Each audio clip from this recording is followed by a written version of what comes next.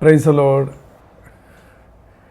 A relationship never dies a natural death. ഒരിക്കലും ഒരു ബന്ധം നാച്ചുറലായിട്ട് അങ്ങ് തകർന്നു പോകത്തില്ല. അതിനെ ആക്ച്വലി നമ്മുടെ ഈഗോയും നമ്മുടെ ആറ്റിറ്റ്യൂഡും അറഗൻസും നമ്മൾ എല്ലാ നെഗറ്റിവിറ്റിയും കൊണ്ട് നമ്മളതിനെ ഇല്ലാതാക്കുക, കൊല ചെയ്യുവാണ് ശരിക്കും പറഞ്ഞത്. ശ്രദ്ധിച്ചാൽ അറിയാം, ഏതൊരു ബന്ധവും നിലനിൽക്കാത്തതിൻ്റെ പേരിൽ നമ്മളതിനെ ഇഗ്നോർ ചെയ്യുകയും നമ്മളതിനെ നമ്മുടെ ആറ്റിറ്റ്യൂഡൽ പ്രോബ്ലമൊക്കെ ഉള്ളത് കൊണ്ടാണ് ശരിക്കും ആ ബന്ധമില്ലാതാകുന്നത്. ബൈബിളിൽ മനോഹരമായ ഒരു വചനമുണ്ട്, റോമ ലേഖനത്തിലാണ്, തിന്മയെ നന്മ കൊണ്ട് ജയിക്കുക എന്ന് പറഞ്ഞാൽ അതൊരു സൊല്യൂഷൻ തന്നെയാണ്. ഇപ്പം നമ്മൾ തിന്മയെ തിന്മ കൊണ്ട് ജയിക്കാൻ ചിലപ്പോൾ പറ്റിയെന്ന് വരും, പക്ഷേ അതൊരു പെർമനൻറ്റ് സൊല്യൂഷൻ അല്ല. ഒരു ഉദാഹരണം പറഞ്ഞാൽ, ഇപ്പോൾ വഴിയെ പോകുന്ന വഴിക്ക് രണ്ട് വണ്ടിക്കാർ തമ്മിൽ വഴക്കുണ്ടായി കഴിഞ്ഞാൽ ചിലപ്പം നമ്മൾ ഇത് പെട്ടെന്നങ്ങ് റിയാക്ട് ചെയ്യുന്നതാണല്ലോ. റിയാക്ട് ചെയ്ത് ഓവർ പവർ ചെയ്ത് ആളുമായിട്ട് ഒരാളങ്ങ് മറ്റേ ആളെ അങ്ങ് തല്ലിന്ന് വെക്കുക. അപ്പോൾ അന്നേരം ആ തല്ലിയ ആൾ ഓർക്കും പുള്ളി ജയിച്ചെന്ന്. പക്ഷെ പുള്ളി ജയിച്ചത് തിന്മയെ തിന്മ കൊണ്ടാണ് ജയിച്ചത്.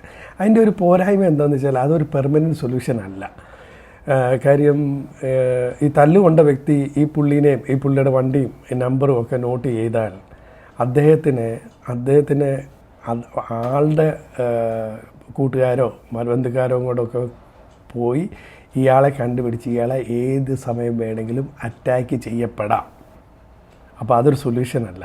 അതേസമയം വഴക്കുണ്ടായ സമയത്ത് ആ കാരണഭൂതനായ വ്യക്തി തന്നെ അവിടെ ഒരു സോറി പറഞ്ഞ് അങ്ങനെ ഒരു ആറ്റിറ്റ്യൂഡിൽ അങ്ങനെ നിൽക്കുവാണെങ്കിൽ അവിടെ പ്രശ്നം തീർന്ന പിന്നീട് ആ ഒരു പ്രശ്നം പിന്നീട് ഉണ്ടാകത്തില്ല. അതിനാണ് തിന്മയെ നന്മ കൊണ്ട് ജയിക്കാൻ പറയുന്നത്. നമുക്കെപ്പോഴും തിന്മയെ തിന്മ കൊണ്ട് ജയിക്കാൻ ഒരു സംഭവം ഉണ്ടാകും. എന്താണെന്ന് വെച്ചാൽ അതിൻ്റെ പേര് റിയാക്ഷൻ എന്നാണ്. നമുക്ക് എല്ലാത്തിലും ഒരു റിയാക്ഷനും ഉണ്ടാകും, റെസ്പോൺസും ഉണ്ടാകും.